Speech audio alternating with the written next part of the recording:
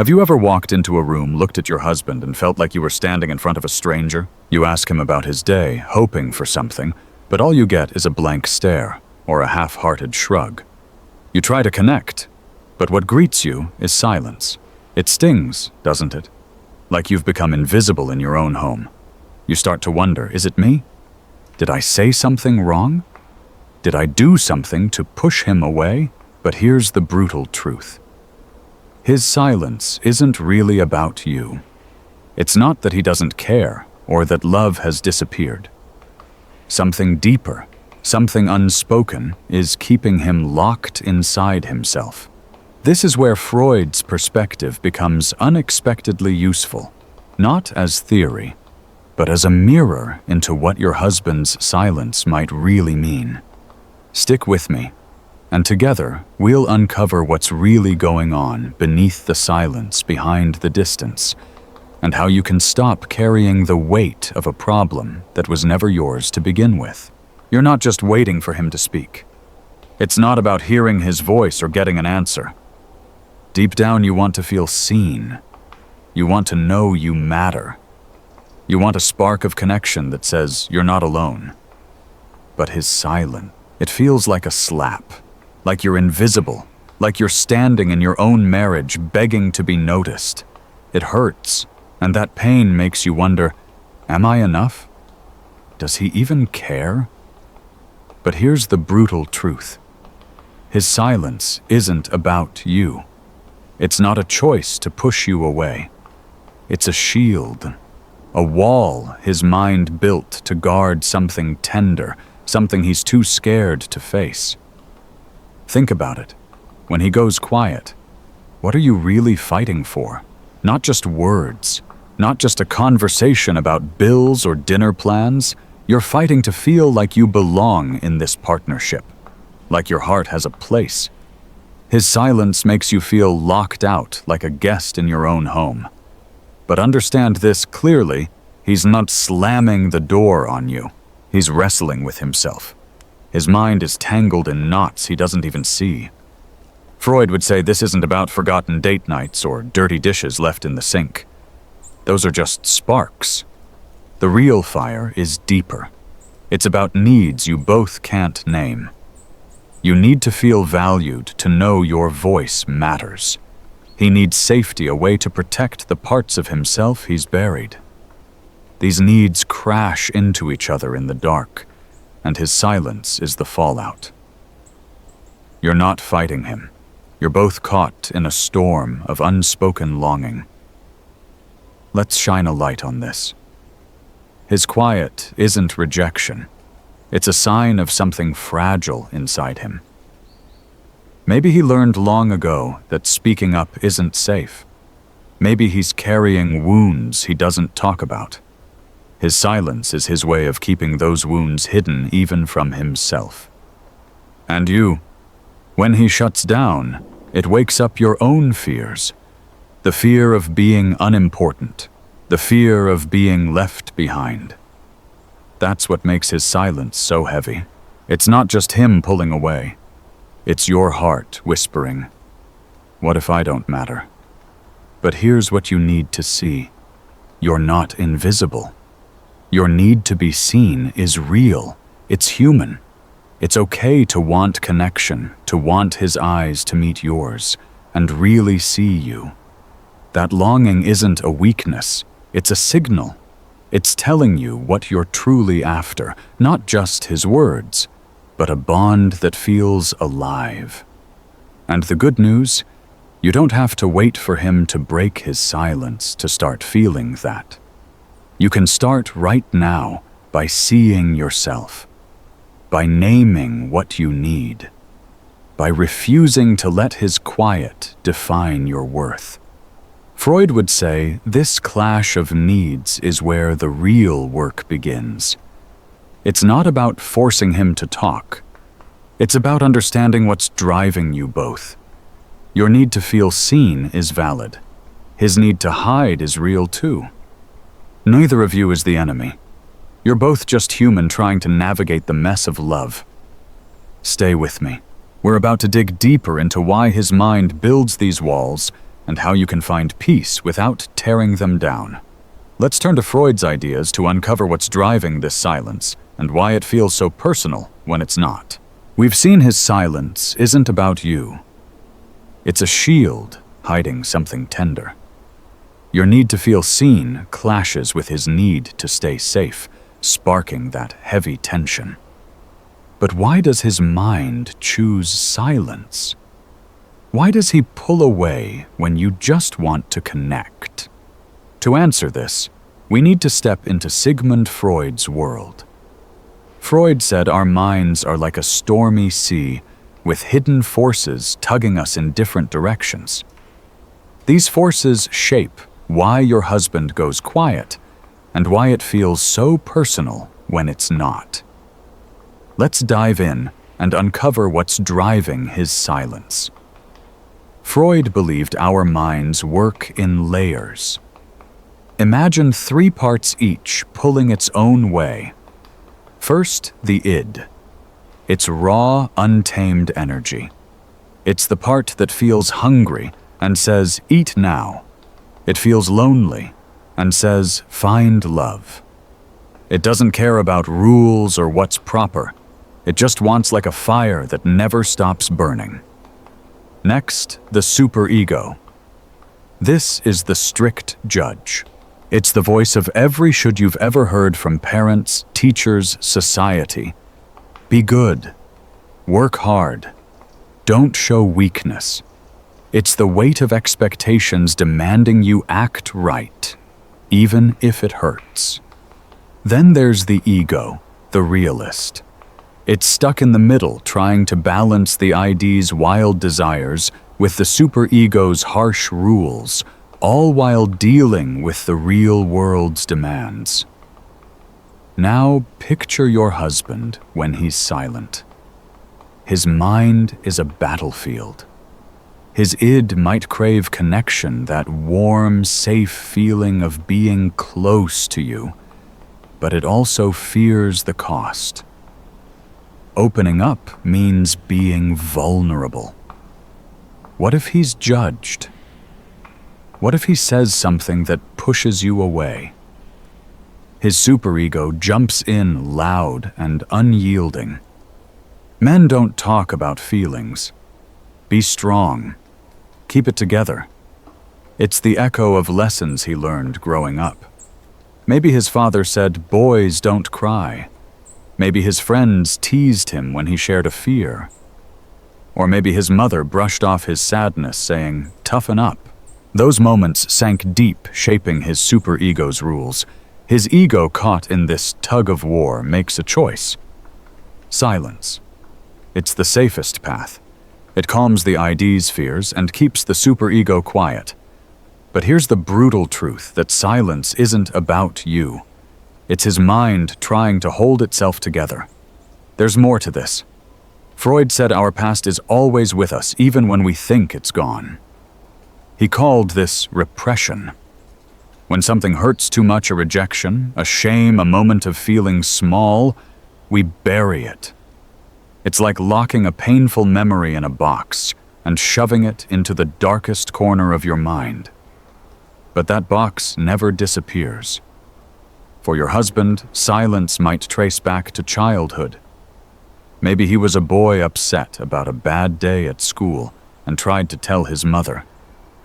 Maybe she snapped, "Stop whining, you're fine."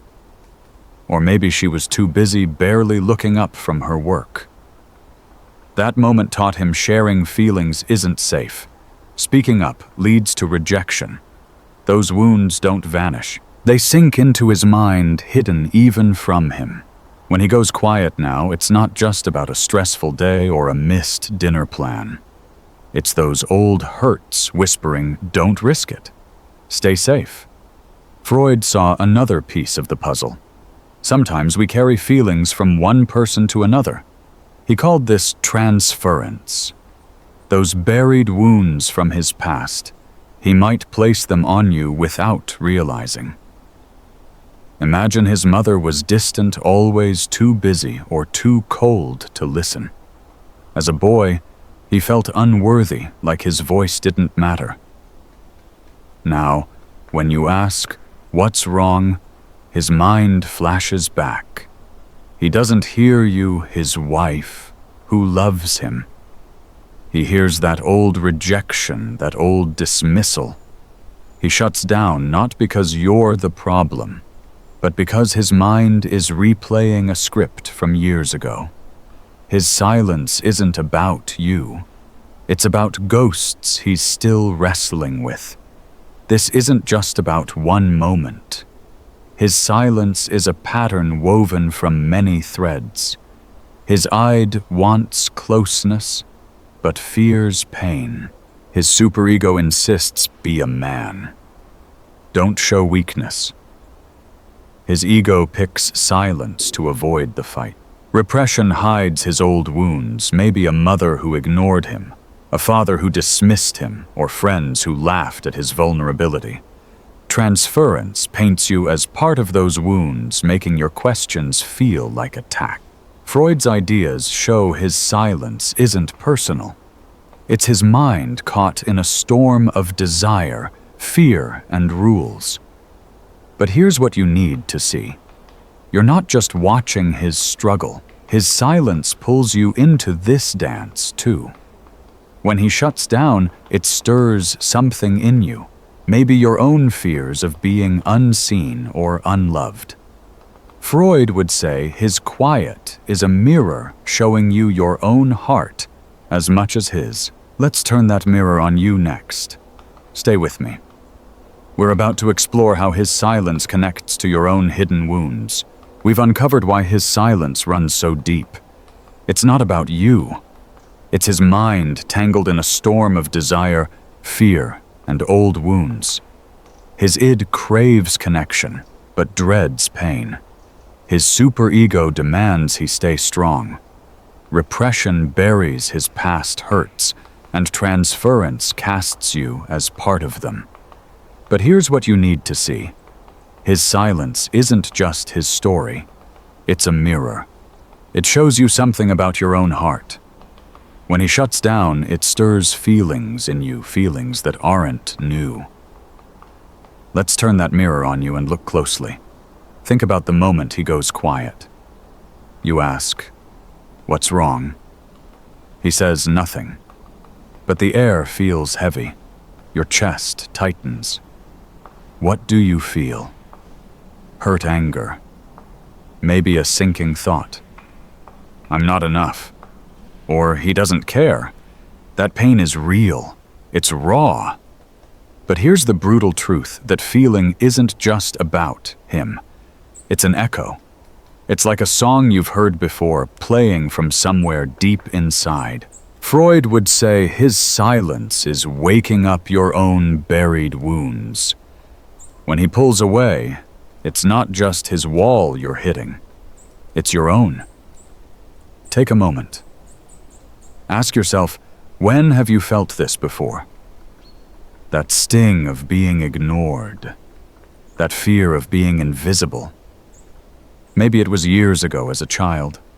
Maybe you tried to tell your parents something important, a fear, a dream, and they brushed it off. "Not now," they said. Or maybe they didn't even look up. That moment taught you something.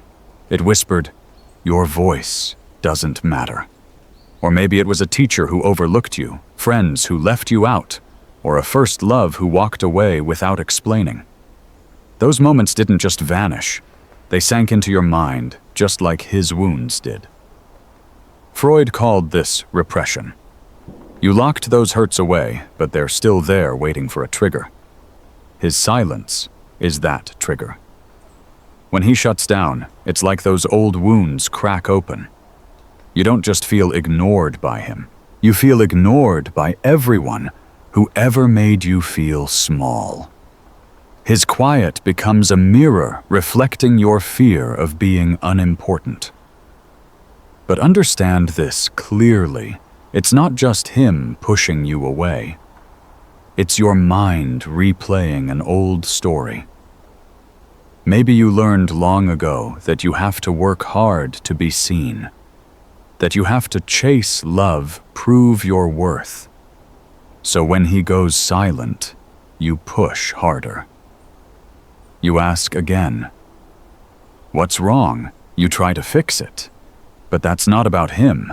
It's about you trying to silence that old fear that says, you're not enough. Freud would say there's another layer here. Remember, transference. Just as he might transfer old feelings onto you, you might be doing the same. Maybe in your past, someone important, a parent, a sibling, made you feel invisible. Now, when your husband goes quiet, you don't just see him. You see them. His silence feels like their rejection. You're not just reacting to him, you're reacting to a ghost from your own past. This is why his quiet hurts so much. It's not just today's moment. It's every moment you ever felt unseen, all rolled into one. But here's what you need to hold on to. You're not invisible. That pain you feel, it's real, but it's not the truth. It's a signal showing you what you've carried for too long. His silence isn't proof that you don't matter. It's a chance to see yourself more clearly. To ask, why does this hurt so much? What old story am I telling myself? Freud would say this is where growth begins in facing those buried wounds. You don't have to keep chasing his words to feel seen. You can start by seeing yourself, by naming that fear, by saying I matter even if he's quiet. This mirror isn't just showing pain, it's showing strength. Your need to be seen is human. It's not a weakness. It's a fire that keeps you reaching for connection. But that fire doesn't have to burn you. You can use it to understand yourself, to heal those old hurts. His silence is part of your story, but it doesn't define you. You define you. Let's keep going. Why do you both stay in this dance, him silent, you chasing? Stay with me. We're about to uncover what keeps you locked in this pattern. We've seen how his silence mirrors your own fears. It's not just him shutting you out. It's your old wounds, the fear of being invisible rising up. But here's the question, why do you keep chasing him? Why do you ask? What's wrong again and again, even when he stays quiet? And why does he keep building that wall no matter how much you try? You're both caught in a dance, him silent, you reaching. Freud would say this isn't random. It's a pattern driven by forces deep in your minds. Let's uncover why you both stay stuck in this cycle. Think about it. He goes quiet. You feel that sting. Your heart says, fix it. Make him talk. So you push. You ask. You try harder. But nothing changes. He stays silent, and you feel more alone. Why don't you stop? Why don't you just let it go? Here's the brutal truth. You're not just chasing him. You're chasing something bigger, the need to feel seen, to prove you matter. Freud would point to your superego. It's that inner judge, the voice of every should you've ever heard. A good wife fixes things, it says. A good wife keeps the peace. It's the echo of your mother telling you to be patient, or society saying love means never giving up. Your superego pushes you to keep trying even when it hurts. But there's another layer. Your id is at work too. That raw, hungry part of you craves connection. It wants his eyes to meet yours, his voice to say, I'm here. When he's silent, that craving grows stronger. It's like a fire pushing you to chase him, to fill the emptiness. Your ego, the realist, tries to balance this. It knows pushing might not work, but it's caught between your ID's longing and your superego's rules. So you keep asking, hoping this time he'll open up. It's not just a habit. It's your mind trapped in a tug-of-war between wanting love and fearing you'll lose it. Now let's look at him. Why does he stay silent? Why doesn't he break the pattern? Freud would say his mind is locked in its own battle. His superego is fierce. It tells him men don't share feelings. Be strong. Don't look weak. It's the voice of his father saying, toughen up, or his friends joking, don't be soft. That rule is carved deep. Breaking it feels like betraying who he's supposed to be. His id might want to connect to tell you he's stressed, scared, or lost, but it also fears the risk. What if you judge him? What if he falls apart? His ego steps in choosing silence to keep the peace. It's safer than facing that fear or defying his superego's demands. Repression plays a role here too. Remember those old wounds we talked about? Maybe as a boy he tried to share something, a fear, a sadness, and got shut down. Maybe his mother said, stop whining, or his father ignored him. Those moments taught him speaking up hurts. So he buried that pain, locked it away. Now when you ask what's wrong, it's not just about today. It's about every time he learned his voice wasn't safe. His silence isn't stubbornness. It's his mind protecting him the only way it knows how. This pattern him silent you chasing isn't just chance. You're both caught in a cycle driven by your minds. Your superego says keep trying. Be a good wife. Your id begs for connection. His superego demands stay strong. Be the man. His repressed wounds keep him locked. You both keep dancing because it feels familiar, even if it hurts. Freud would say this is where transference comes in too. You might see him as someone from your past who ignored you. He might see you as someone who judged him. You're not just fighting each other. You're fighting ghosts. But here's what you need to see. This dance doesn't have to last forever. You can't make him talk, but you can change your steps. You can start to see why you chase, why you feel that ache. And when you do, you'll see his silence differently, not as rejection, but as his struggle. Let's keep going. There's a way to find peace without depending on his words. Stay with me. We're about to explore how you can heal starting with yourself.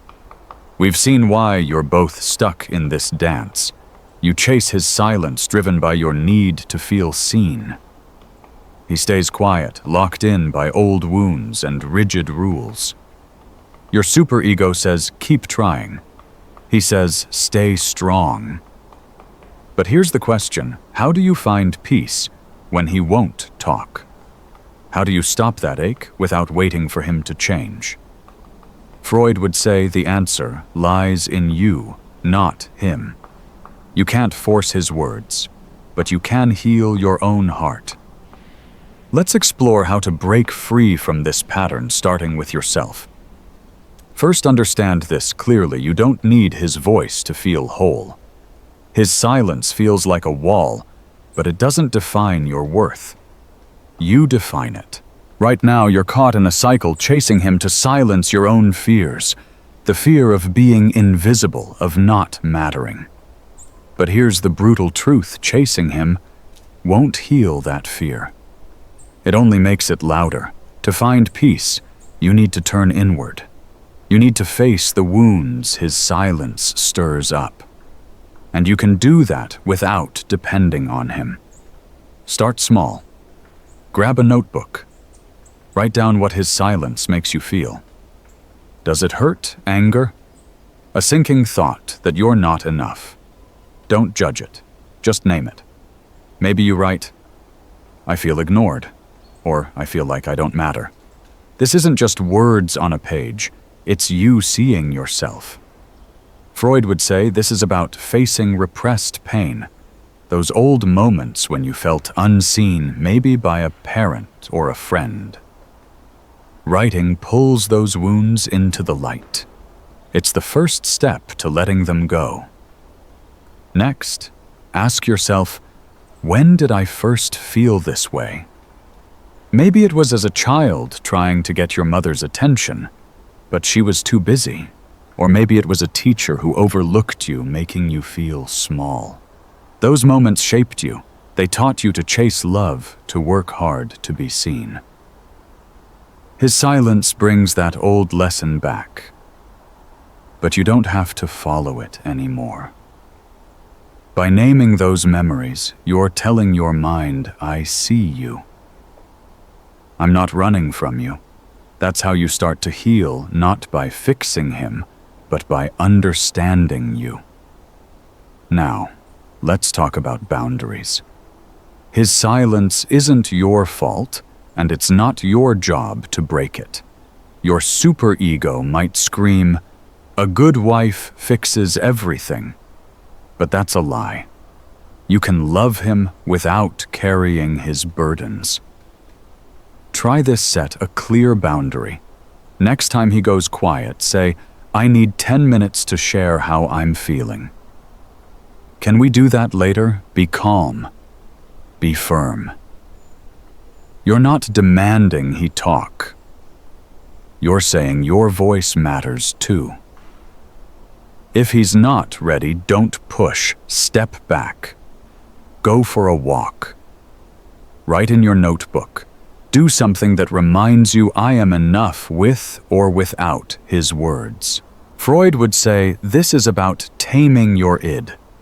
That raw, hungry part of you craves his attention.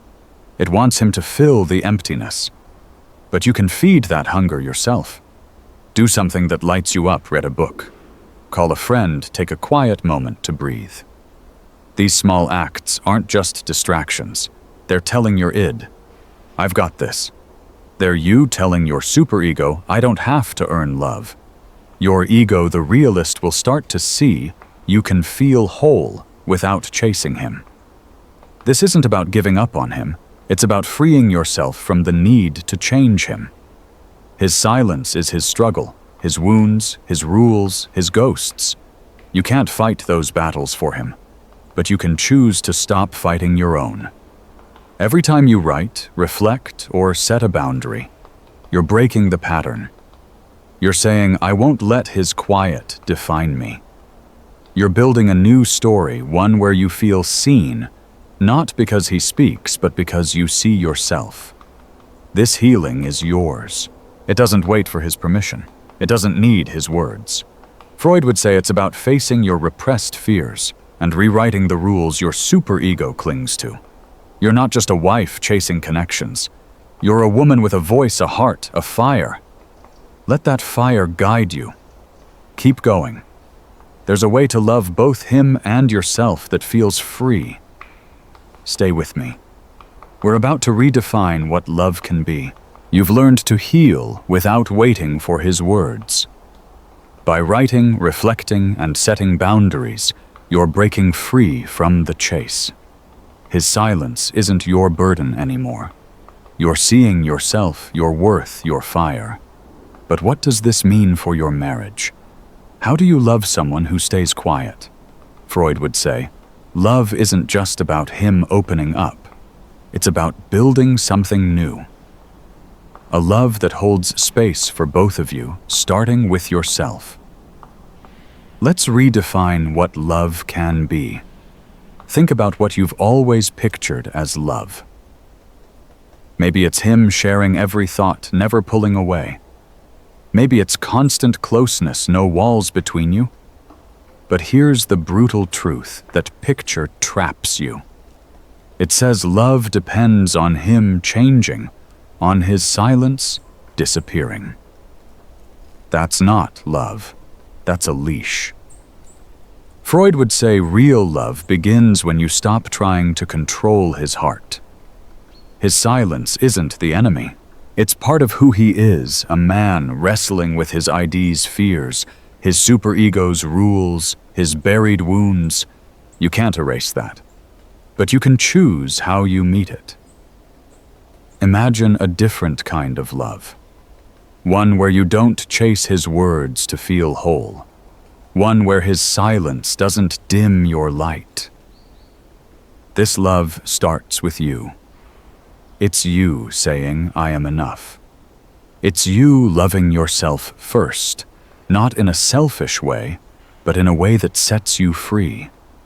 When you write in that notebook, you're loving yourself. When you set a boundary, you're loving yourself. When you take a walk instead of pushing him, you're loving yourself. Freud would say, this is your ego taking charge, balancing your id's hunger for connection with your superego's old rules about being good. You're rewriting those rules. You're saying, I don't have to earn love. I am in love. This doesn't mean giving up on him. It means loving him differently. His silence comes from ghosts, a mother who ignored him, a father who said, be tough. Those are his battles. You can't fight them for him, but you can offer space, not pressure. Next time he's quiet, try this, don't ask. What's wrong? Just sit with him. Say I'm here when you're ready. It's not fixing him. It's respecting him. Freud would call this breaking transference. You're not his mother judging him. You're his wife giving him room to breathe. That space is love. It says, I see you even in your silence. Now picture a marriage where you both grow. Not because he talks or you chase, but because you're both free to be yourselves. His id might still fear vulnerability. Your superego might still whisper, be perfect. But you don't have to obey those voices. You can choose a love that's honest. One where silence isn't a wall, but a pause. One where you're not begging for his attention because you've already given it to yourself. This love isn't perfect. It's real. It's you bringing your whole self, your strength, your fears, and letting him bring his. Freud would say, this is where healing meets growth. You've faced your repressed wounds, those times you felt invisible. You've stopped transferring old pains onto him, seeing him as someone who abandoned you. He might still carry his ghosts, but you're not carrying them for him. This shift changes everything. It's not about forcing him to speak. It's about building a bond where you both feel safe. Where you can say, I'm hurting, and he can listen even if he's quiet. Where he can be silent, and you don't feel lost. This love takes time. It's not a quick fix. Some days his silence will still sting. Your old fears might creep back. That's okay. Love isn't about never hurting. It's about choosing to show up for yourself, for him, for the life you're building. Every time you choose yourself, you're choosing love. Every time you give him space, you're choosing love. Freud would say, this is your mind finding balance, your id's need for connection, your superego's call to be good, your ego guiding you to a love that's free. You're not just redefining love for your marriage, you're redefining it for you. You're a woman with a voice, a heart, a story. His silence doesn't change that. It's a chance to love deeper, yourself first, then him. Keep going. You've got this. Let's wrap this up and look at how to carry this forward. Stay with me. We're about to tie it all together and send you off with a spark. Freud's ideas pull back the curtain. They show the invisible, the hurts he's buried, the defenses he's built, the needs he can't name. You've seen it all today.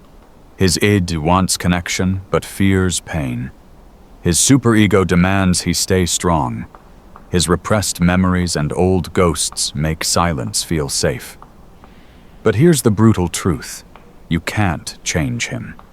You can't unlock his heart with the perfect question or the right moment. And you don't have to. What you can change is how you see it. His silence isn't your failure. It's not proof you're not enough. It's his struggle, not your burden. You've learned how to face your own wounds those times you felt invisible. You've learned to set boundaries, to love yourself first. You've redefined love as freedom, not a chase. That shift. It changes everything. It lets you stand tall whether he speaks or not. You're not just a wife waiting for words. You're a woman with a voice, a heart, a fire. That's your power. This journey doesn't end here. Every time his silence stings, come back to this. Write in your notebook. Say I am enough. Give him space, not pressure. Love him as he is, but love yourself more. Freud would say you're rewriting your story not just for your marriage, but for you. You're breaking free from old patterns, old ghosts. That's not just healing, that's growth, and it's yours to keep. We're here to keep digging into these truths. Subscribe to Q Vibe Freudian Daily for more insights like this.